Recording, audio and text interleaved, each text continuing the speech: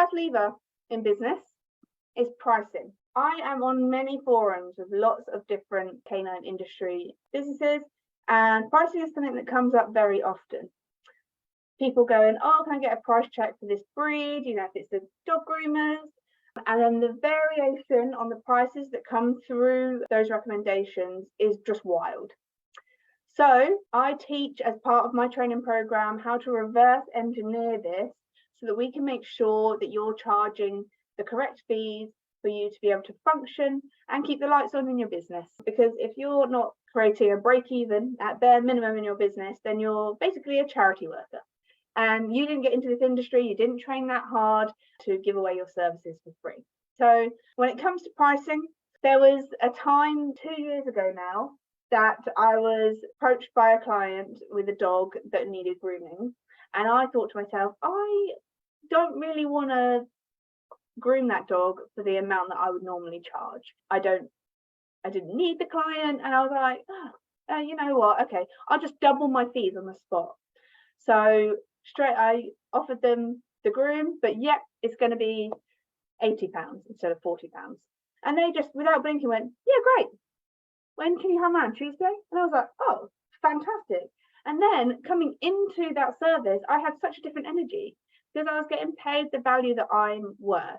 To be able to be as certain as me, to be able to just double your prices and not feel any regret means that you need to do some work on some certainty. I'm grateful that I have this many years in grooming that I am able to stand with pride and go, actually, I'm worth so much more. What I see typically across industries is that people are still charging the same prices as we were 15 years ago, and the cost of living's gone up. Or is it just me? So step one is reverse engineer your pricing to make sure that you are getting paid, first of all, more than minimum wage for per hour that you're working. And second of all, that it's reflective of the amount of time and effort that you have made to become qualified in your business. If you've got yourself suckered into that trap of trying to be the cheapest in your area, first of all, clients don't want to go to the cheapest person when it comes to their dogs. They are their pride of place in their family. And I've actually found that I've had more clients want to come work with me now that I am the most expensive groomer in my area. So, and when I'm dog training, I will also charge premium, even though I'm a startup, because having spent that time to train and qualify in the correct manner to be able to service these dogs, I want to attract the right clients as well.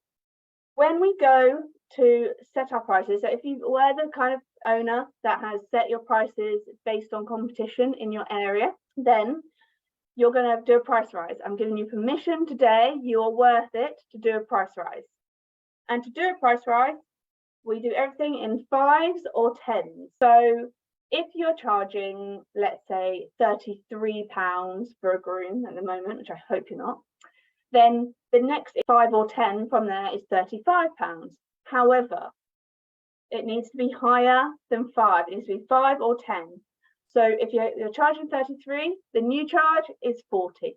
Yes, you may have an owner that goes and uses somebody else's service, but they were probably the owners that you wanted to see the back of anyway.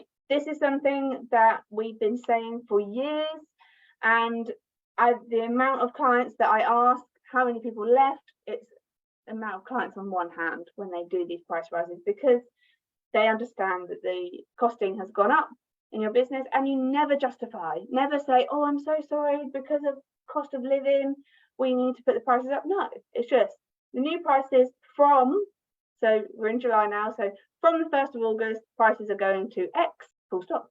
There's no need to justify us doing a price rise. Yes, this might be new, and yes, this might be the first time that you're hearing anything like this, but just trust me.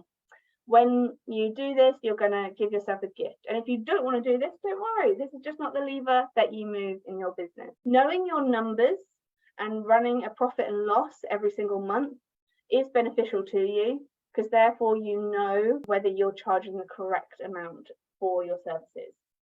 Another thing is when you're in the service-based industry, you need a 60-40 split.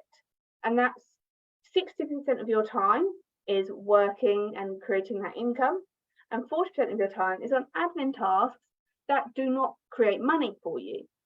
So your pricings need to reflect 100% of your time, but you're only earning 60% as well. So some things for you to chew over in the week ahead.